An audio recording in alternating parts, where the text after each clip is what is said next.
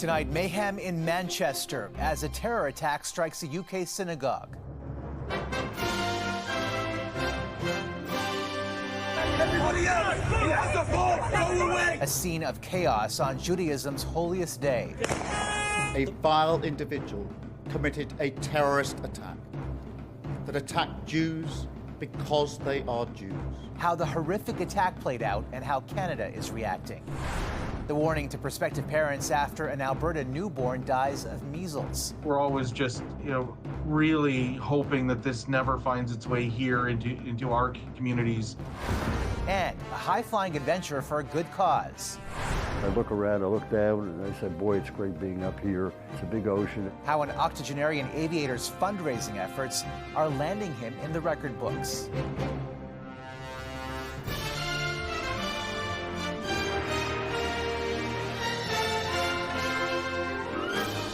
CTV National News with Omar Sachedina. Good evening. The sanctity of the Yom Kippur Holy Day was shattered in an instant after a fatal terror attack on a synagogue in Manchester, England. A man rammed his car into the crowd, then attacked with a knife. Tonight, 2 worshippers are dead. CTV's Heather Wright on the horror and the impact here in Canada.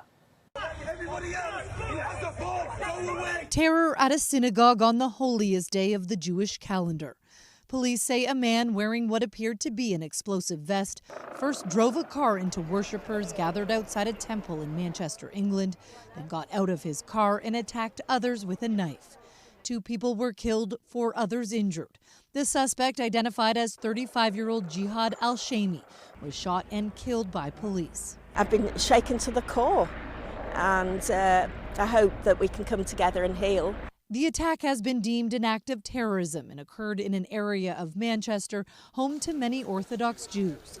It comes at a time of heightened fears in the Jewish community and rising anti-Semitism around the world. 3 other people have been arrested in connection, 2 men in their 30s and a woman in her 60s. They were taken into custody on suspicion of commission, preparation, and instigation of acts of terrorism. I express my solidarity, but also my sadness that you still have to live with these fears.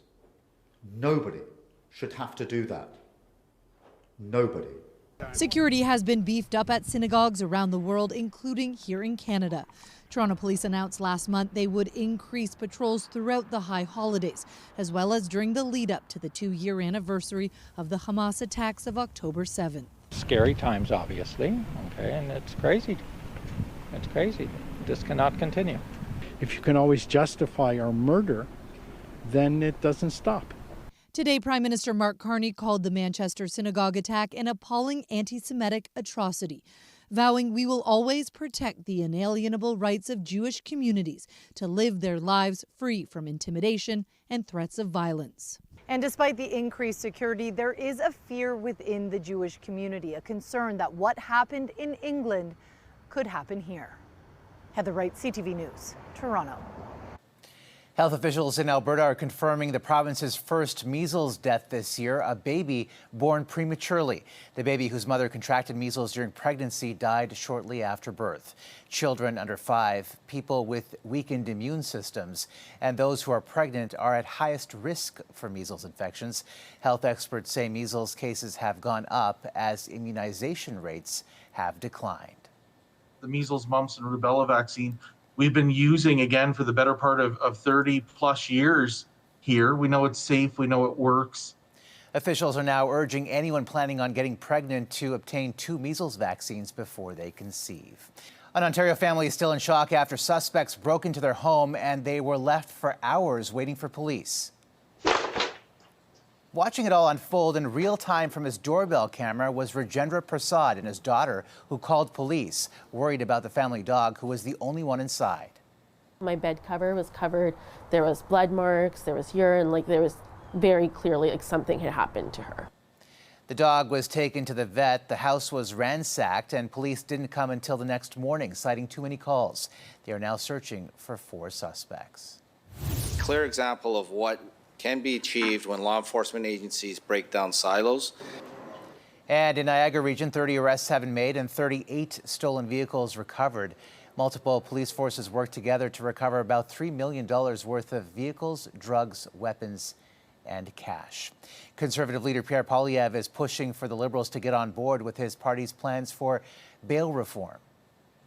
While people are dying on our streets, where our citizens are being massacred, while women are being killed by abusive ex-husbands, Mark Carney has spent 6 months spinning in circles, leaving Liberal laws in place. The opposition leader is calling to fast-track a proposed Conservative bill which would make judges consider the accused's full criminal history and make it harder for those who commit major offenses while on bail to receive bail again. The Liberals have indicated their own bail reform bill is on the way. One victim watching the bail reform debate closely is British Columbia's Tom O'Sullivan.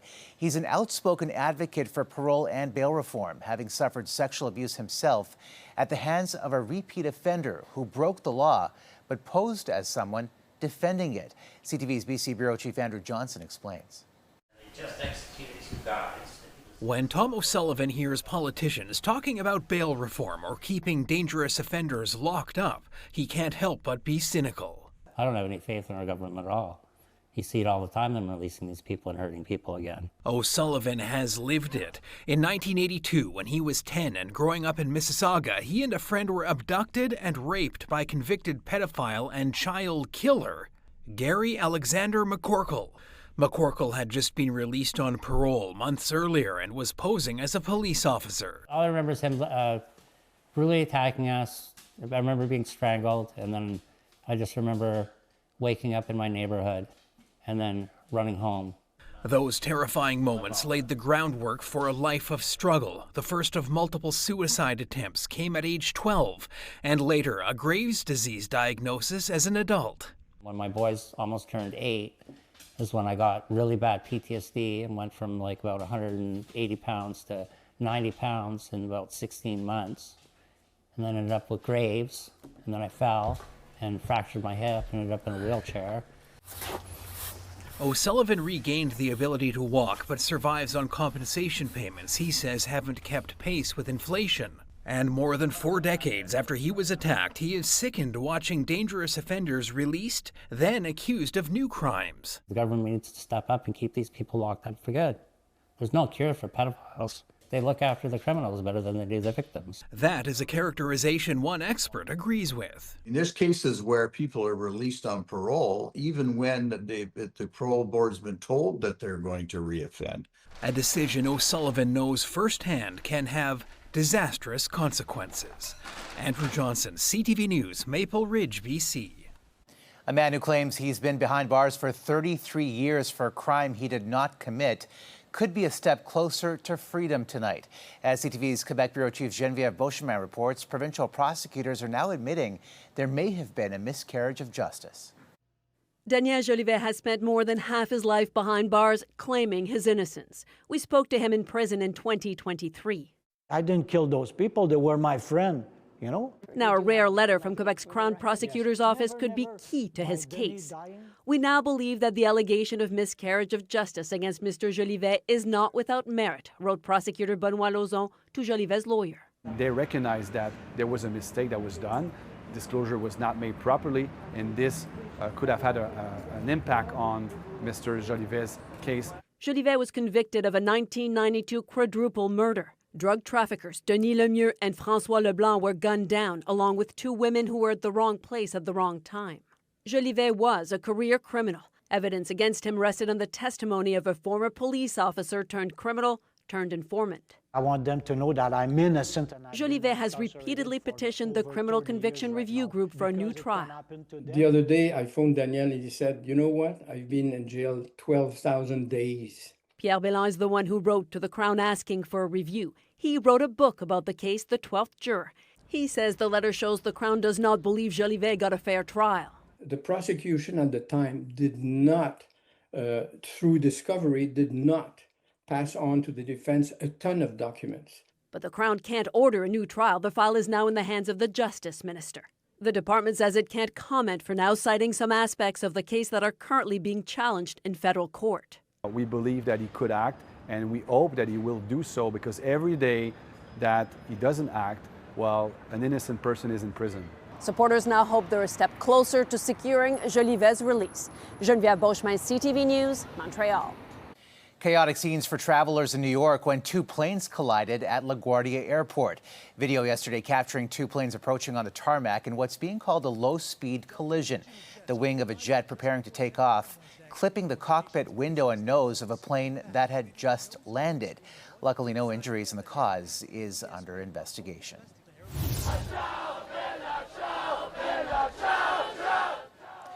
Protesters across Europe are demanding the release of the detained flotilla activists after Israel intercepted the vessels carrying aid to Gaza. More than 400 foreign activists, including Greta Thunberg and Nelson Mandela's grandson, on dozens of boats were taken to Israel. Israeli officials say all the passengers are safe and in good health. No word on when they will be released. U.S. President Donald Trump has declared drug cartels as, quote, unlawful combatants, meaning the Defense Department can legally strike them without due process. The U.S. military carried out 3 deadly strikes in the Caribbean last month against suspected drug trafficking boats. Democratic lawmakers say the strikes are unlawful. Ottawa has officially launched a single procurement agency for Canada's big defense purchases. The aim is to cut red tape and get the military the equipment it needs faster. CTV's Judy Trinh explains what it all means in the midst of a trade war. Of the billions of dollars the federal government spends on military equipment, 75% of it goes to suppliers in the U.S. The new Defense Investment Agency aims to change that. We're not going to be spending 75 cents of our dollar south. We'll be amortizing that money out in Canada where we can, and then spending it in other places where we have to. The agency will cut red tape and duplication and prioritize selecting Canadian companies for big contracts valued at more than $100 million. The government wants to buy less from the Americans, but it doesn't have a target. But where those other dollars goes, I think in part will depend on what the government of Canada wants to spend the money on and how that ties into the things it wants Canadian industry to be able to produce. The agency's first major decision will be about submarines and choosing between a German or a South Korean company to replace Canada's aging fleet. Meanwhile, the purchase of more F-35s from the U.S. is still up in the air. There's no pressure on us to make a decision until we're ready to make a decision. We're a sovereign country. The slow play comes as the tariff talks with the U.S. drag on. In front of a Senate committee, the chief negotiator tempered expectations. Resolvable might mean going back to where we were a year ago. I don't think that's necessarily the case, but I think we can be in a lot better position over time than we find ourselves in today. The Conservatives called the new agency unnecessary and slammed the appointment of its new CEO, a former banker who, according to his biography, has no experience in defense or procurement. Omar. All right, Judy Trinh in Ottawa tonight. Judy, thank you. Well, buying a home has felt out of reach for many Canadians for quite some time, but a new snapshot is shedding some light on the affordability crisis. CTV's Kathy Lee on where it's getting better and where it's not. Getting the basic necessities, sometimes a calculated mission for many Canadians. Buy the bare minimum, put stuff back on the shelves. A new federal report shows Calgary as one of the cities where affordability has worsened the last 2 years. Prices seem to go up $1 every time you go into a store. Even though the cost of a mortgage is still relatively low. The higher the supply levels go up, typically we see prices go in the opposite direction of supply. And so we are starting to see that now. In contrast, Edmonton was found to be the most affordable of the major metropolitans in the analysis. An economist says one of the possible reasons for the difference is that Edmonton is a government city. Calgary might live and die by the oil and gas sector. The government is much, much less likely because it's much more unionized. So that stability also brings a greater amount of affordability. Nationwide, the affordability gap narrowed from 80% in 2023 to 34% in August. Lower home prices, cheaper borrowing costs, and stronger wages, contributing factors that make it more accessible to pay for a mortgage and own a home. We've seen a lot of labor disruptions built around the idea of asking for above average wage increases, which have also triggered then in the private sector the request for above average wage increases. But for many, this hasn't happened. Wages have not kept up with inflation. Which means another day of getting by and holding out for better days. Kathy Lee, CTV News, Calgary. Coming up. You'll learn this loud from the stories we share, the videos that you'll see. How a young Ontario father gunned down in the U.S. is being remembered by his family back home. Plus, a Newfoundland senior makes history in the sky.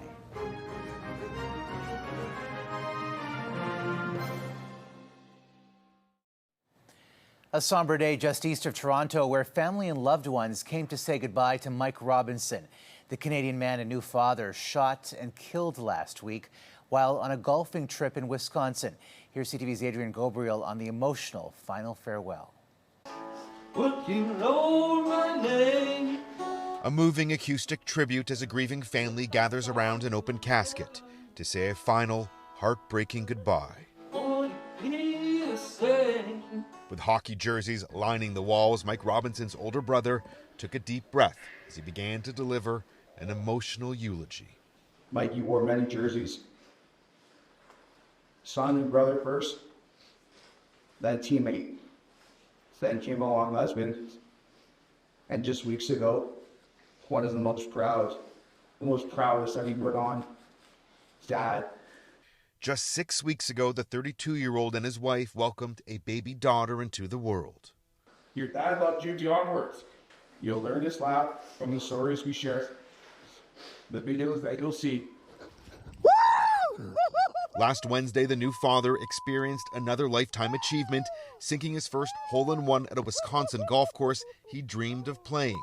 One of his first phone calls after draining the shot was to his brother Jacob back in Canada. He celebrated with pride of someone who understood that perfect moments are truly rare.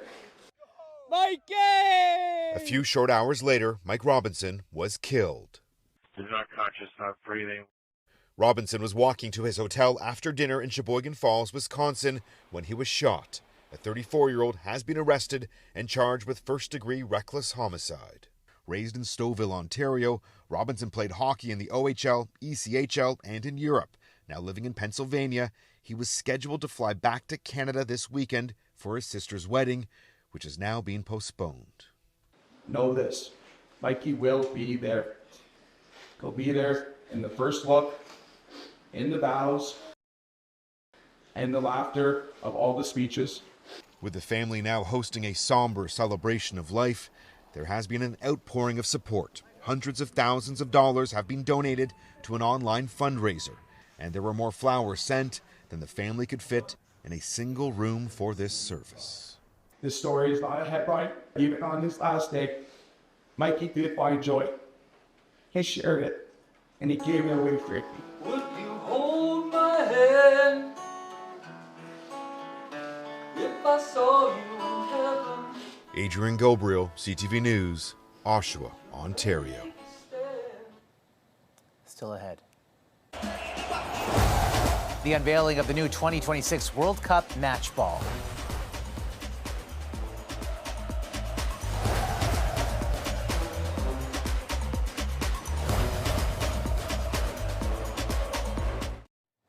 And late tonight, we now know who the Toronto Blue Jays will face in the playoffs this weekend.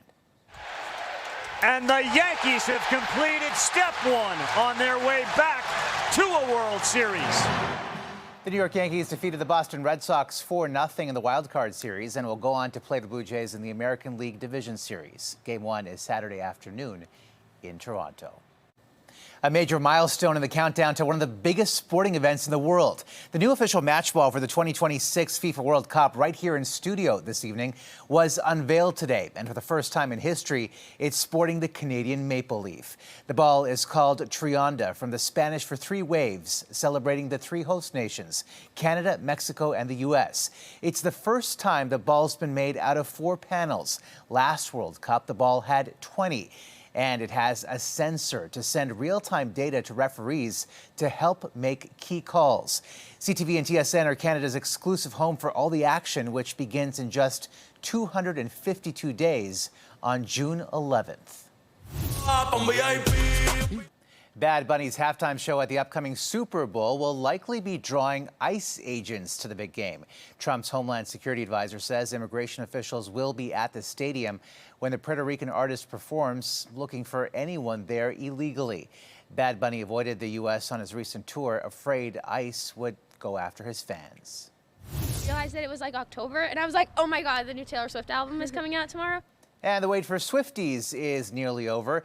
Taylor Swift's highly anticipated 12th album, The Life of a Showgirl, drops at midnight. The singer put the album together while on her recent Eras tour. It will be available to stream as well as on vinyl and even on cassette tape. Still ahead, a friendship forged among the clouds. How a special mission in the air also built a special friendship.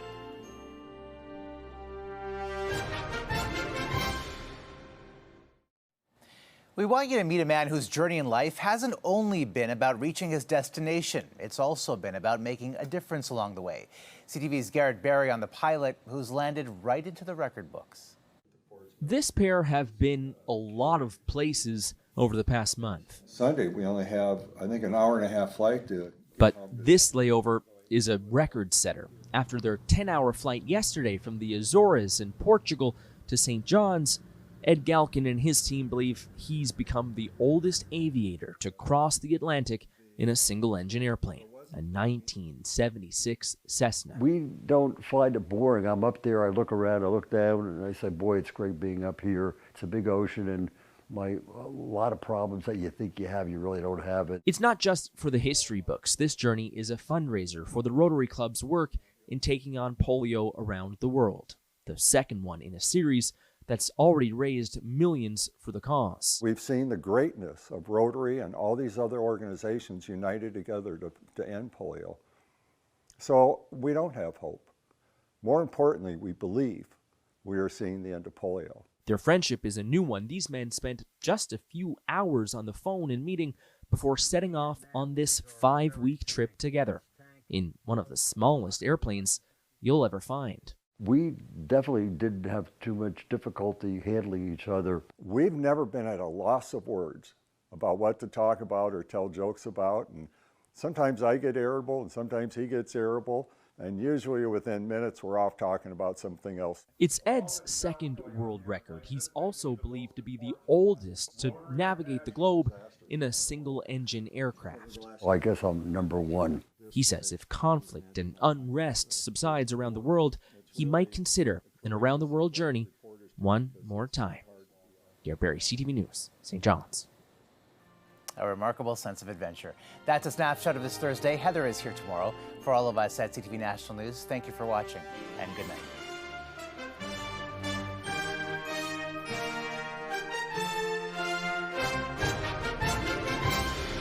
CTV National News, Canada's #1 newscast.